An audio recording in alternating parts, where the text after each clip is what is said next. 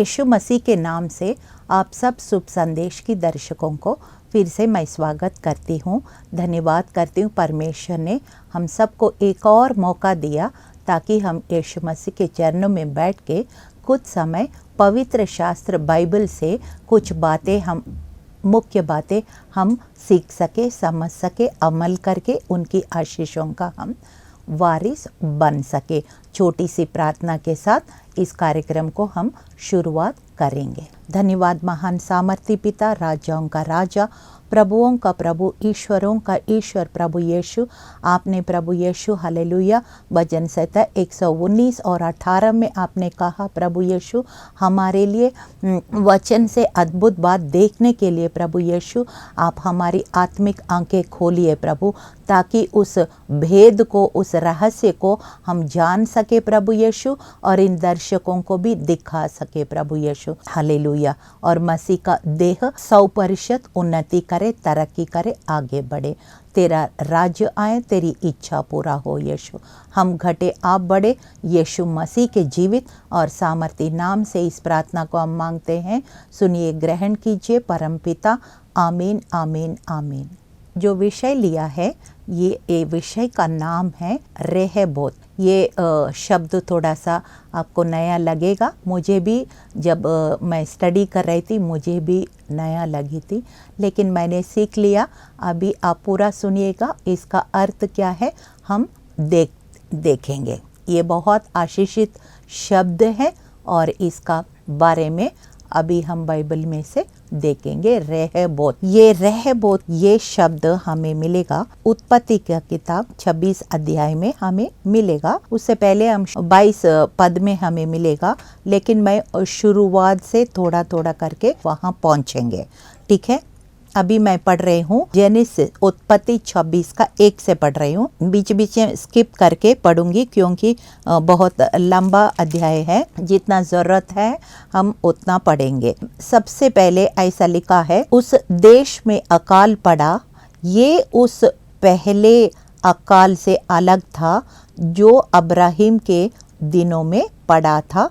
इसलिए इसहाक गरार को फलिस्तियों राजा अबीमेलेक पास गया। वहाँ यहोवा ने उसको दर्शन देकर कहा, मिस्र में मत जा, जो देश में तुझे बताऊं उसी में रह।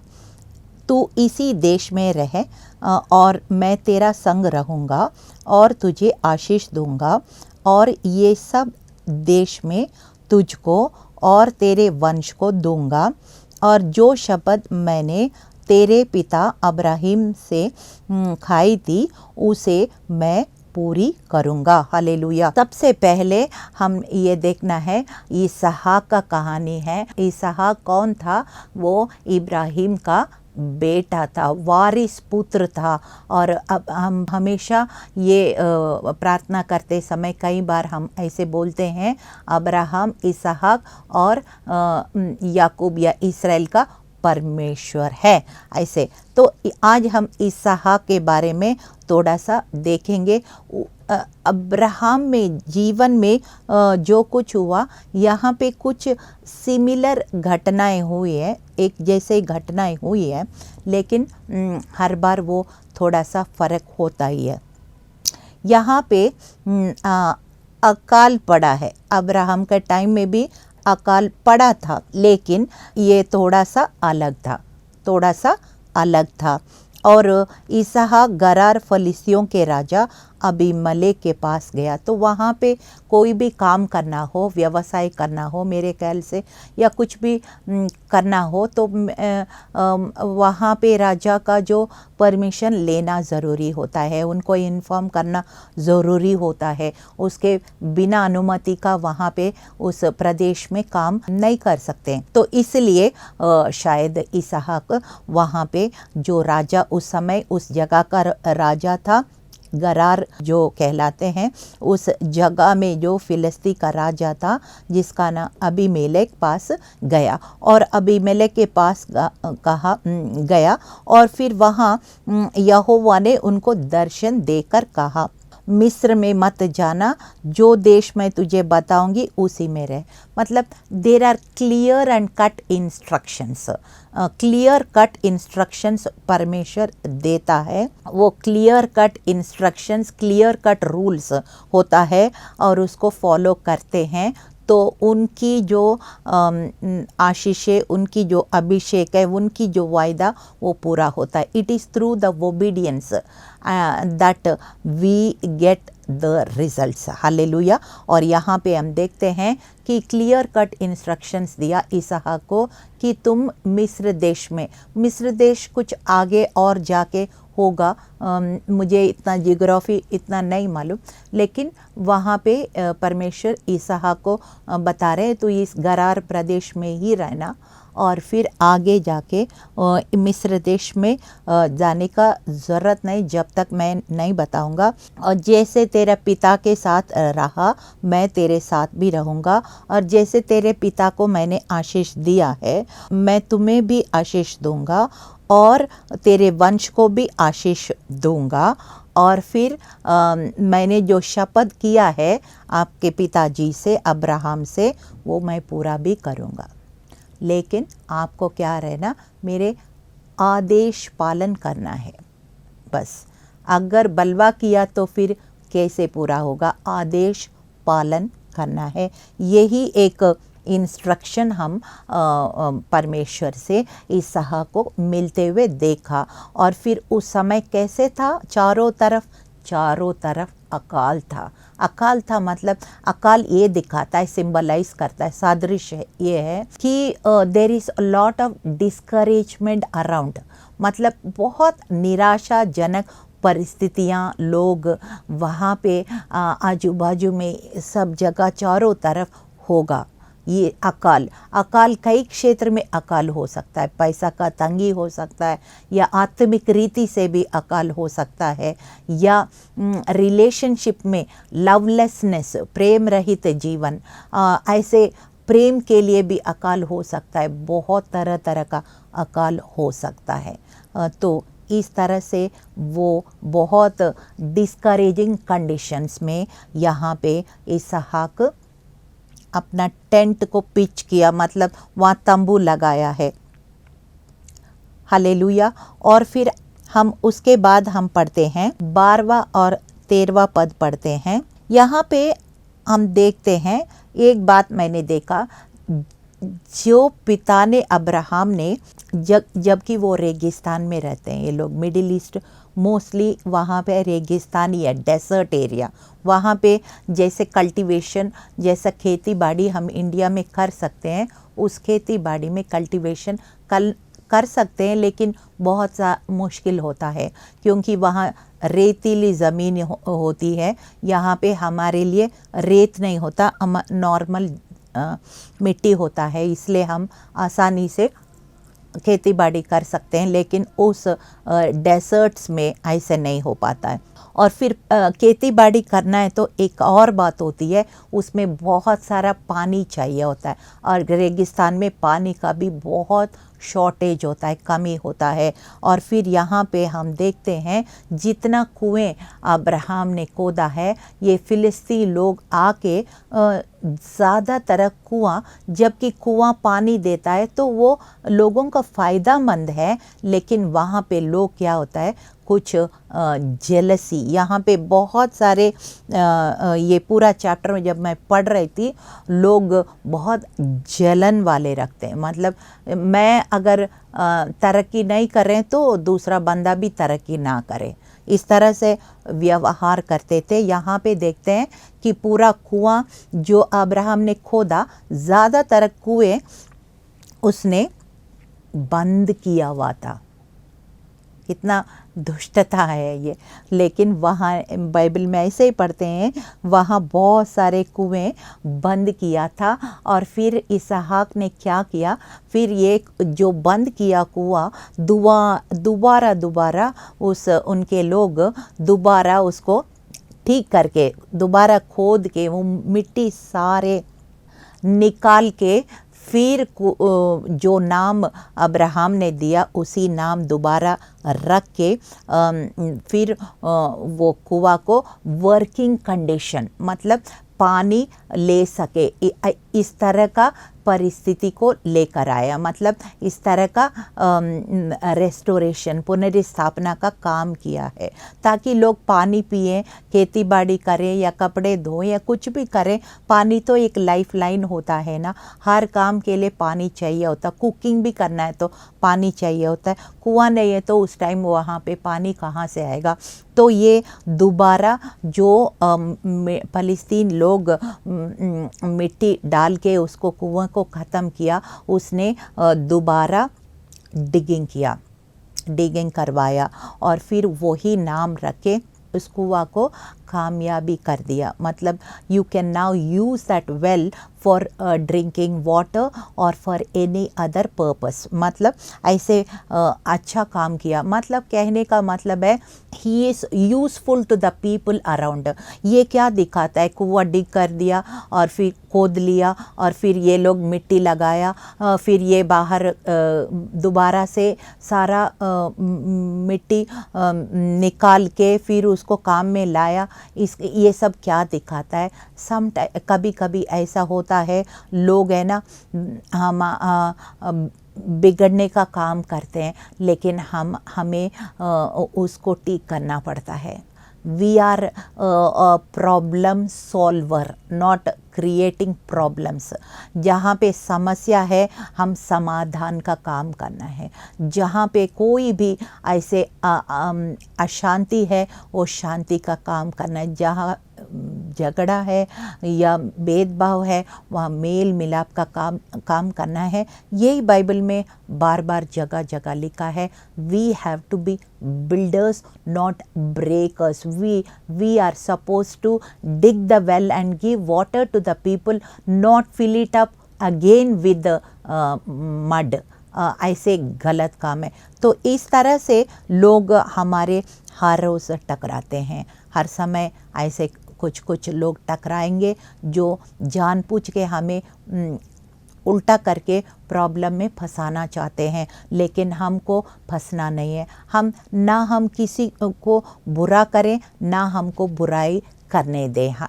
मैं तो यही सोचती हूँ, इस तरह से हमको रहना है। हालेलुया। और इसी अध्याय में बार बार फिलिस्ती लोग यहाँ जो इजरायलियों को शुरू से शत्रु थे, ये कुआं खोद रहे थे और वो लोग आके भर रहे थे। और फिर जब ये तरक्की कर रहे थे तो जलने लग गए और फिर उनको वहाँ से भगाया है। इसी तरह का कहानी हम इस अध्याय में हम देखेंगे। हमारी ज़िंदगी में भी कई बार इसी तरह का लोग हमको आगे बढ़ने से रुकावट पैदा करता है, अच्छा काम करने के लिए रुकावट करता है। ये अंधकार और दुष्ट की ताकतें इंसान को ही इस्तेमाल करता है, लेकिन उसके ऊपर हमको जय पाना है। कैसे जय पाएंगे? हम मेहनत से जय पाएंगे, बुद्धि से जय पाएंगे, परमेश्वर का प्रकाशन लाइट उसे जय पाएंगे और पवित्र आत्मा का सामर्थ्य से हम जय पाएंगे। हालेलुया। जल्दी से मैं पढ़ती हूँ। इसहाक ने उस भूमि पर खेती की और उस साल उसे बहुत फसल हुई। यहोवा ने उस पर बहुत अधिक कृपा की। 13वां पद पर है, इसहाक धनी हो गया। वो अधिक से अधिक धन तब तक बटोरता रहा जब तक वो धनी नहीं हो गया। इसलिए फिलिस्ती ने उन सभी कुओं को नष्ट कर दिया जिन्हें इसहाक के पिता इब्राहिम और उसके साथियों ने वर्षों पहले खोदा था। फिलिस्तियों ने उन्हें मिट्टी से भर दिया। और मैं 16वां पद पढ़ रही हूँ। और अबीमेलेक ने इसहाक से कहा, हमारा देश छोड़ दो, तुम हम लोगों से बहुत अधिक शक्तिशाली हो गया हो। क्या हुआ? जब इसहाक ने दोबारा से खोद लिया और बहुत कुआं को काम में लाया, पानी उसमें आ गया वापस। ऐसे करते करते करते उसने हिम्मत नहीं हारी। ये लाइफ लेसन्स है। लोग तंग करेंगे, हमें रुकावटें डालेंगे, कुछ भी करते रहेंगे, हम फोकस्ड रहना है, परमेश्वर का दर्शन लेके उसी दर्शन के ओर देखते रहना, ताकते रहना है। और फिर हम जो करना है, हमारा क्लियर डायरेक्शंस मिले तो वो करते रहना है, मेहनत करते रहना है, आगे बढ़ते रहना। यहाँ पे वो लोग भर दिया कुएं को, सब काम में लाया।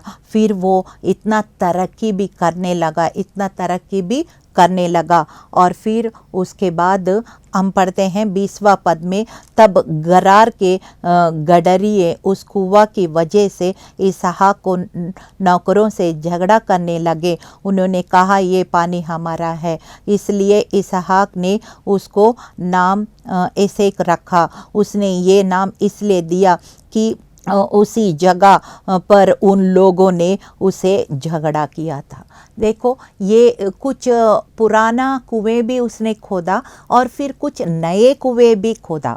जो लोग इनके इसहाक के जो लोग हैं, उसने देखा यहाँ पानी आने का संभावना, कुछ नए कुएं भी खोदा। और फिर वहाँ से पानी जब निकला तो फिर उनको लगा ये तो बहुत आगे बढ़ रहे, बहुत तरक्की कर रहे। फिर उसने आके फिलिस्ती लोग आके इनसे झगड़ा करने लगा, ये कुआं हमारा है। जब सारा डिगिंग करके इतना खोदने के बाद जब पानी मिलता है, कुआं नया सा वहाँ पे शुरुआत होता है, वो लोग आके झगड़ा करते हैं, ये हमारा कुआं है। ये क्या दिखाता है? कई बार हमने काम किया है और क्रेडिट कुछ और लोग ले रहे हैं। होता है ऐसे, कई बार होता है। You did everything but then somebody else is taking the credit.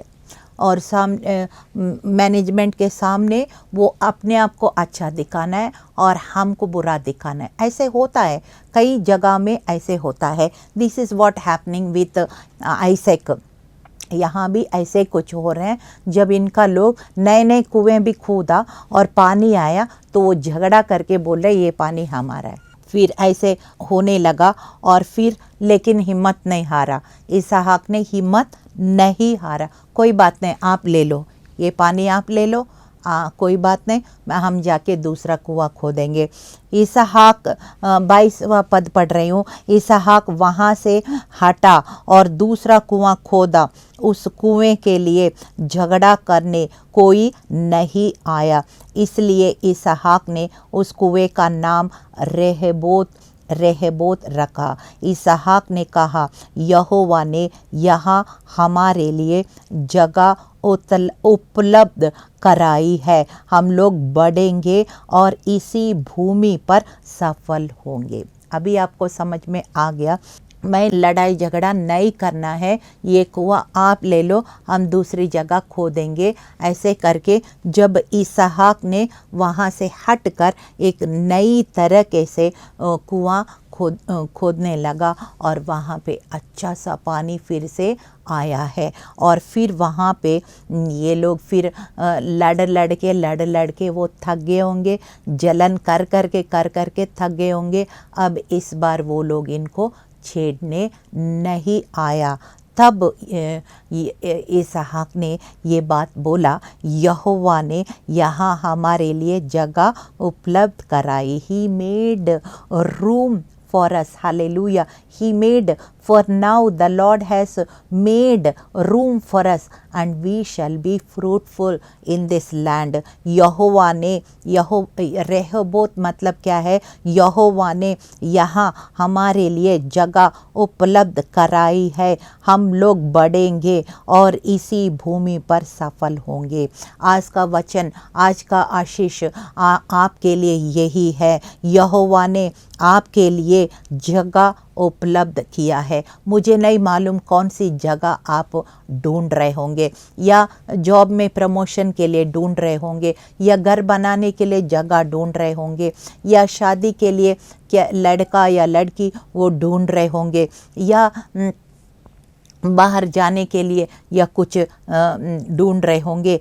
कोई भी जगह किसी क्षेत्र में आप ढूंढ रहे होंगे, लेकिन आज का वचन ये है, यहोवा ने यहाँ हाँ आपके लिए जगह उपलब्ध कराई है और आप लोग बढ़ेंगे और उसी भूमि पर सफल भी होंगे। हालेलुया। यही रहबोत का मतलब यही है। हम देखते हैं इसहाक को बड़े सारे पापड़ बेलने पड़ गया, लेकिन वो हिम्मत नहीं हारा, जो परमेश्वर की ओर ताकते रहे और वो वायदों को वो देखते रहें और फिर लगातार आगे बढ़ते रहें, मेहनत करते रहें और शैतान को मौका नहीं दिया और फिर करते करते करते एक दिन वो उसका जो चाहिए वो मिल गया। हालेलुया।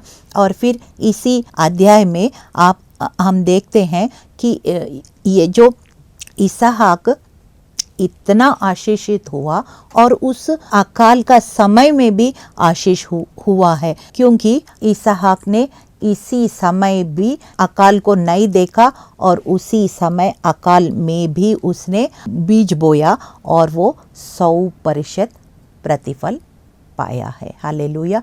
तो इसलिए देर will be always discouraging people around you. कोई ना कोई ऐसे निराशाजनक लोग होंगे, निराश करने वाला परिस्थिति होंगे, लेकिन हम हिम्मत नहीं हारना है, मेहनत करते रहना है, आगे बढ़ते रहना है। ऐसे करते करते करते एक दिन हमारा वायदा देश पहुंचेंगे, हमारा परमेश्वर की वायदा हमारे जीवन में पूरा होते देखेंगे, उस ब्रेक थ्रू को हम देखेंगे। रहबोत का मतलब क्या है कि यहोवा ने हमारे लिए जगह उपलब्ध कराई, हम लोग बढ़ेंगे और इसी भूमि पर सफल होंगे। हालेलुया।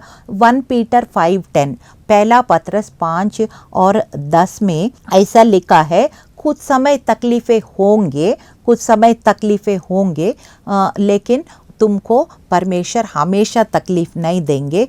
तकलीफ़ के बाद तुझे स्थापित भी करेगा, एस्टैब्लिश भी करेगा, सामर्थ भी देगा और स्थिर भी करेगा। हालेलुया। ये ऐसे लिखा है। और फिर उसके बाद रोमियो 5:3-5 में लिखा है, इतना ही नहीं, हम अपनी विपत्तियों में भी आनंद लेते हैं, क्योंकि हम जानते हैं कि विपत्ति धीरज को जन्म देती है और धीरज से परका हुआ चरित्र निकलता है, परका हुआ चरित्र आशा को जन्म देता है और आशा हमें निराश नहीं होने देती है, क्योंकि परमेश्वर आत्मा के द्वारा जो हमें दिया गया है, परमेश्वर का प्रेम हमारे हृदय में उंडेल दिया है। हालेलुया। इस तरह से जब हम परिस्थिति से गुजरते हैं तो हम हिम्मत नहीं हारना, धीरज रखना है, because God is building your character. Hallelujah. और रोमियो 8 और 18 में लिखा है,